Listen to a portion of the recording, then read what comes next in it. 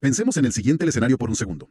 Alguien abre una terminal de comandos, escribe «Construye la arquitectura base para un clon de una aplicación de transporte usando microservicios» y simplemente presiona la tecla de retorno. Ajá, y asumo que después de eso, esa persona se va por un café. Exactamente. Se levanta, va por un café y al volver se encuentra con que toda la estructura de la base de datos, las APIs, los contenedores, todo eso ya está listo para ejecutarse. Es un nivel de automatización que, parece magia, pero es muy real hoy en día. Totalmente. Y es que, si lo pensamos, durante décadas, la constante inamovible en la historia de la informática ha sido que nosotros, los humanos, teníamos que ceder. Claro, nosotros éramos los que nos adaptábamos. Así es, teníamos que aprender el rígido idioma de las máquinas, ¿no? Desde el código ensamblador hasta los lenguajes modernos de alto nivel, siempre fuimos nosotros adaptándonos a los procesadores. Y ahora la dinámica se está invirtiendo por completo. Exacto. Hoy vamos a explorar ese momento exacto. ¿Qué pasa cuando las máquinas finalmente aprenden a hablar nuestro idioma y logran traducir nuestras intenciones lógicas directamente en software funcional?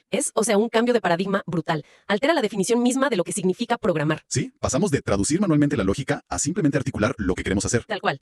Y lo más impactante para quienes nos escuchan es que esto no es una promesa futuro ni ciencia ficción. Ya está operando en el núcleo de la industria. Está en todas partes. Altera desde los flujos de integración continua hasta cómo se estructuran los equipos. Y por eso, para nuestra audiencia hoy, tenemos un análisis a fondo muy especial. Vamos a desarmar exactamente cómo está ocurriendo esta revolución. Así es. Nuestra base hoy es una investigación del año 2024 titulada Agentes de Programación, OpenAI Codex.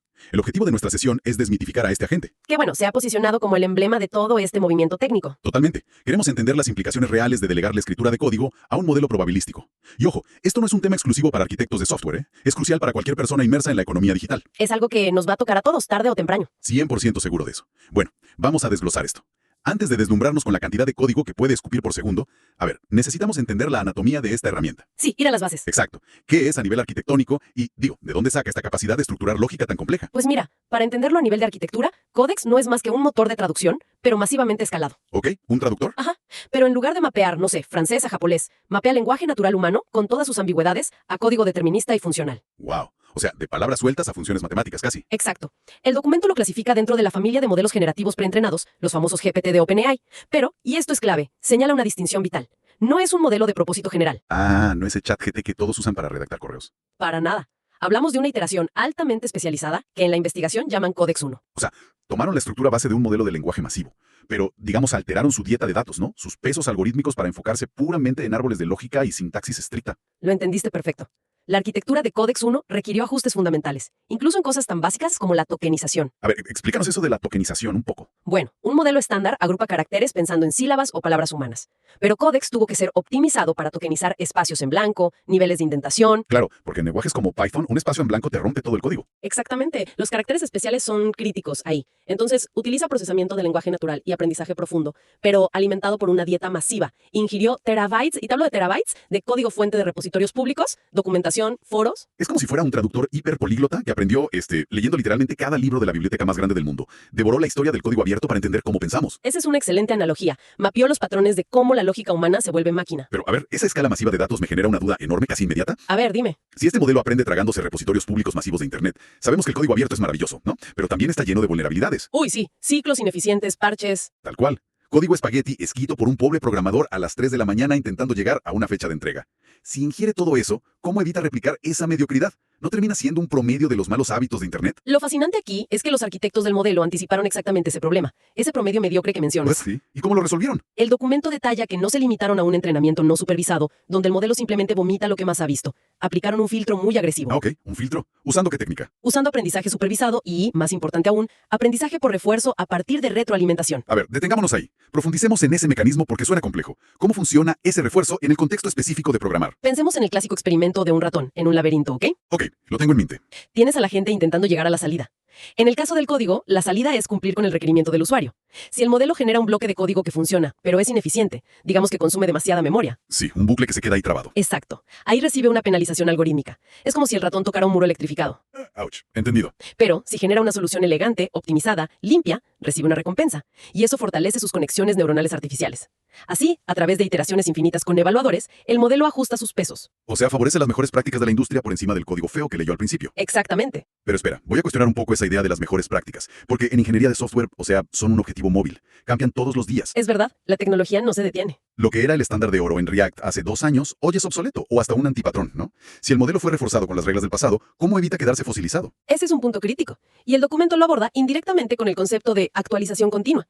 Un modelo así no se entrena una vez y se guarda en un cajón. Requiere mantenimiento constante. Ajá, requiere lo que llaman fine-tuning o ajustes finos. Los desarrolladores inyectan continuamente nueva documentación, nuevos lenguajes, nuevos paradigmas. Claro, le dan de leer los libros nuevos. Tal cual. Y además tiene la capacidad de procesar el contexto inmediato del usuario. Si le dices que use la versión más reciente de un framework, ajusta su generación a eso, siempre que esté en su ventana de conocimiento. Entendido. Es un sistema súper dinámico. Ahora, ya establecimos cómo procesa la lógica. Pasemos a la ejecución real. Aquí es donde se pone divertido. Sí, porque la investigación lista una cantidad de lenguajes dominados que es abrumadora. Python, JavaScript, Java, C++, C Sharp, Go, Ruby, PHP, SQL, hasta HTML y CSS. Es una locura el alcance que tiene. Es que las diferencias entre un lenguaje rígido como C++ frente a uno dinámico como JavaScript son abismales. El hecho de que salte entre esos mundos es increíble. Y ojo, el dominio no es solo conocer la sintaxis o el vocabulario. La investigación clasifica su impacto en 4 funcionalidades mecánicas clave. A ver, ¿cuáles son? La primera es la generación de código, de texto natural a ejecutable. La segunda, que es un alivio para muchos, es la depuración analítica. Uy, el debugging. Ese es un dolor de cabeza universal. Me imagino que no solo te dice, hay un error en la línea 40, ¿verdad? Entiende el contexto. Exacto.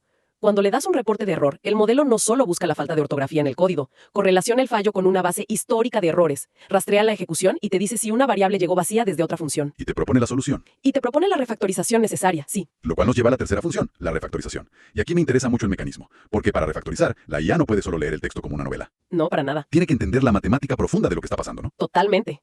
Cuando Codex refactoriza, analiza el árbol de sintaxis abstracta del código, descompone todo en su estructura lógica fundamental. O sea, ¿entiende la esencia del algoritmo? Exacto. Si detecta un algoritmo que es muy ineficiente para grandes datos, reconoce el patrón y reescribe el bloque usando, no sé, una tabla hash para que sea inmediato. ¡Wow! Transforma la estructura sin alterar el resultado. Así es. Y la cuarta función son las pruebas automáticas. Escribe los test unitarios para probar el software antes de que llegue a producción. Aquí es donde se pone realmente interesante. Porque leyendo las fuentes, me doy cuenta de que pensar en esto como un simple chat donde copias y pegas es quedarse en la superficie. Sí, es una visión muy limitada. Estamos hablando de un ecosistema que se infiltra en toda la cadena de suministro. El documento menciona su integración como autocompletado en los entornos de desarrollo, los IDEs. Ajá, te va leyendo la mente mientras escribes. Y también desde la terminal, o sea, desde la línea de comandos. Y hasta aplicaciones móviles para gestión remota. Esa es la verdadera revolución operativa de la que habla el texto. No es una herramienta externa, está omnipresente. Y las integraciones con plataformas como GitHub, ¿no? Para los pull requests. Fíjate en esto. En GitHub, cuando alguien envía código nuevo para integrarlo, Codex puede ser el primer revisor automatizado. Analiza el código, deja comentarios de rendimiento o estilo, antes de que un humano siquiera abra la pantalla. Ahorra horas de revisión RAL. Horas y horas, y además se integra con la nube. Puedes generar código y ejecutarlo en entornos sandbox aislados para ver si funciona de forma segura. Todo ese entramado técnico es fascinante para los que respiran código a diario, pero, a ver, elevemos la perspectiva un poco. Claro, veamos el panorama general. ¿Cuál es el impacto para alguien enfocado en el modelo de negocio? O para alguien que apenas entra a la industria. ¿Dónde sienten ellos este temblor? El impacto en el mundo real se ve en la compresión drástica de los tiempos. Empecemos por el backend. Antes, configurar las tuberías de despliegue, el famoso DevOps, tomaba días escribiendo archivos YAML. Era un trabajo súper tedioso. Muy aburrido. Ahora un desarrollador describe la arquitectura y las políticas y el agente genera todo estandarizado en segundos. Y en bases de datos o sistemas ERP corporativos, optimizar consultas SQL toma una fracción del tiempo. Es una aceleración brutal del prototipado. Alguien con una idea comercial ya no espera semanas para validar un concepto. Exacto, vas de la idea al producto rapidísimo. Pero quiero hacer una pausa en el valor educativo. En el impacto para, digamos, el aprendiz. La investigación hace mucho énfasis en cómo esta tecnología sirve como herramienta pedagógica. Sí, es una desmitificación total de la sintaxis. Pensemos en aprender C++ con su manejo manual de memoria. Es un dolor.